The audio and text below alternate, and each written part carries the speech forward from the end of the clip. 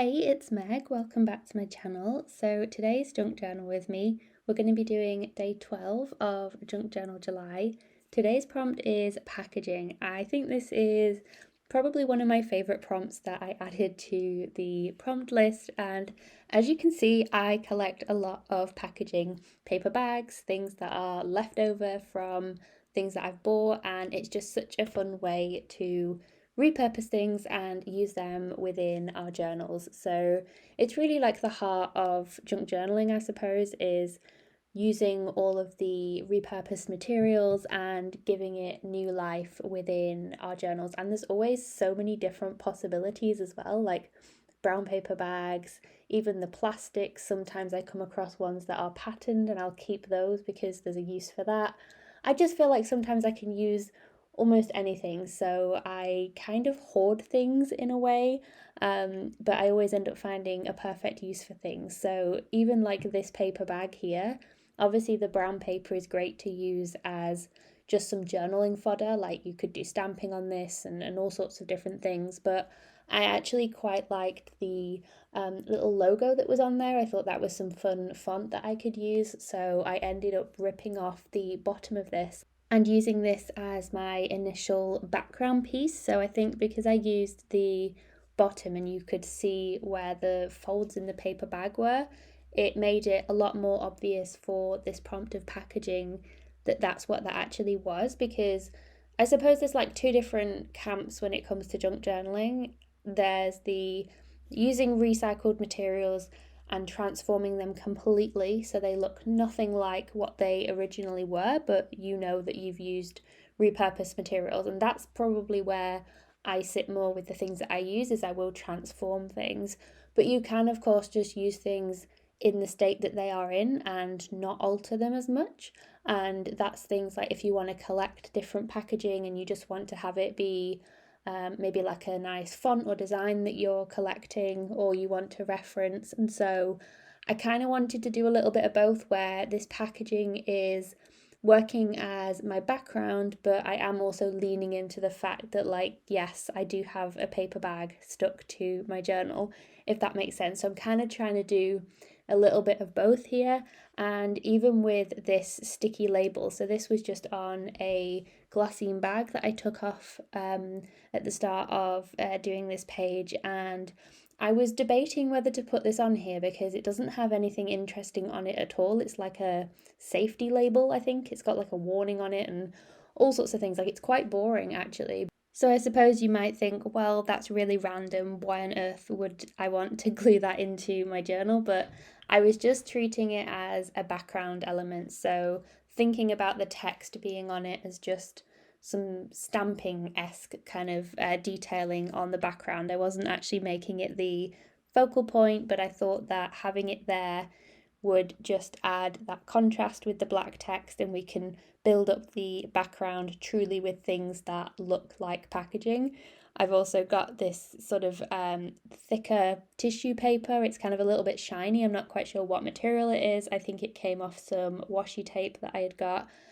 Of course, I saved that because it's translucent, so it looks really fun as a background piece. And with materials like this as well, you get the wrinkling, so all of the details. So I was just building up my background with these recycled packaging bits. Look, I've even got wrapping paper here. So this was from something that I've obviously saved, and then I was able to use this as a bit of a design element as well.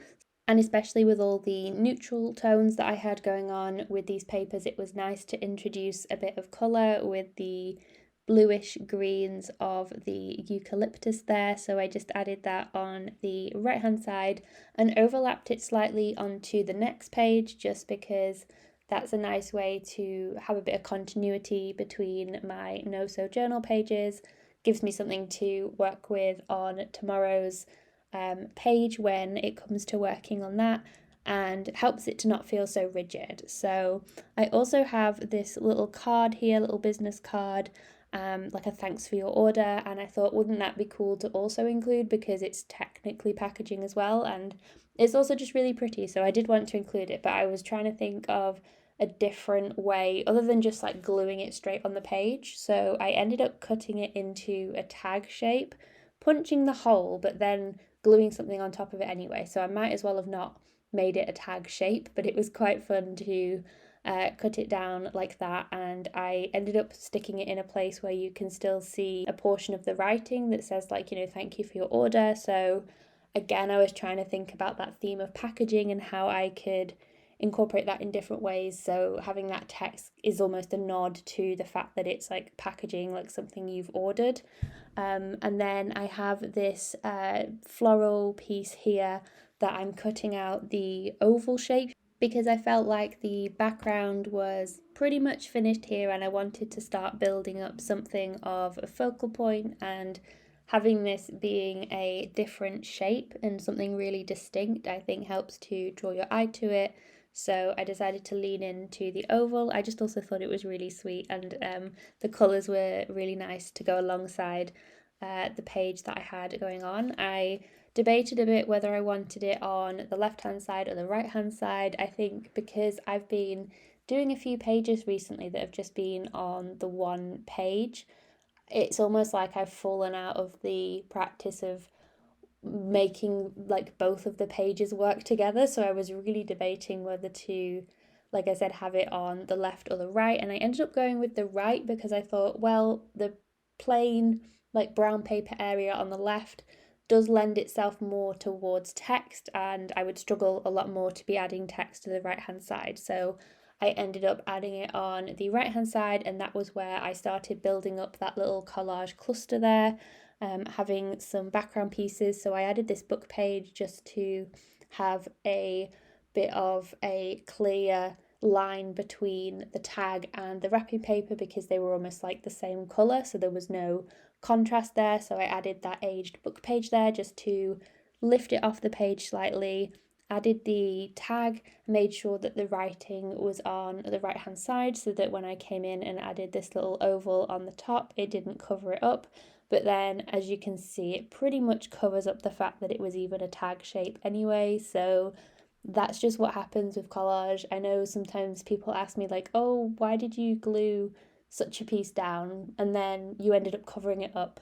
And I think that's just what happens with the process sometimes of art journaling, is that you will add things to your page and then you will decide to add something else, and that's not necessarily wrong. Sometimes you do see the little details and the hints of what was underneath, especially if you've maybe like added paint on top or something like that. It can actually end up being a bit more of a design element to have all these different layers. So I just kept building up the layers of the different papers that I had here to create this collage cluster on one side of my page.